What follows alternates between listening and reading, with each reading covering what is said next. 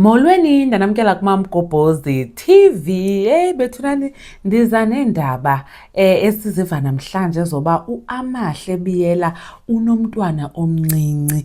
Now into eyenzekayo ke bethuna uAmahle siyamazi njengomntu ke ebesimbone kwizingane zesithembu uMpumelelo eyomlobola. Sasiqale wavela ke as i-girlfriend kaMpumelelo, sabona ke kwizingane zesithembu uMpumelelo ehamba eyokhupha ilobola esezawuphinda abuye ke ayogqibezela. Besibona ke ku-social media uAmahle sometimes athi go live, sibona uba ke ukule ndawo uMpumelelo ahlala kuyo, so ke bingabantu abachitha ixesha elininzi kunye. And then kunto edibene noba nomntana andisakhumbuli noba kwizingane zesithembu okanye just ku-social media, but uAmahle engumntu osafowukhase esikolweni and nento yoba nomntana esithi yena usemncinci.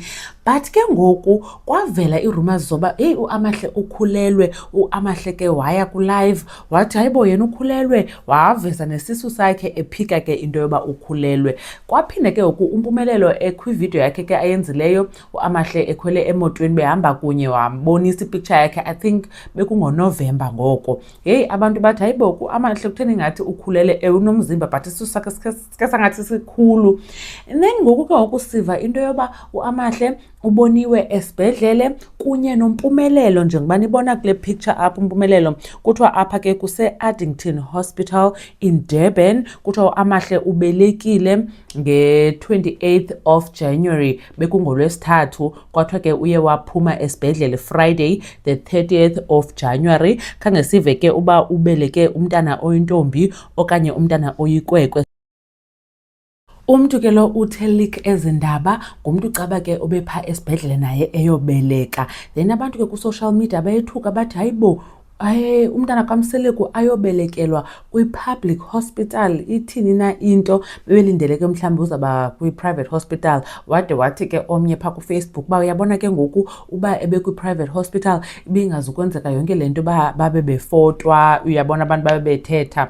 So ke itsho ke into betinani uMpumelelo Mseleku ngoku ungutata wabantwana abane.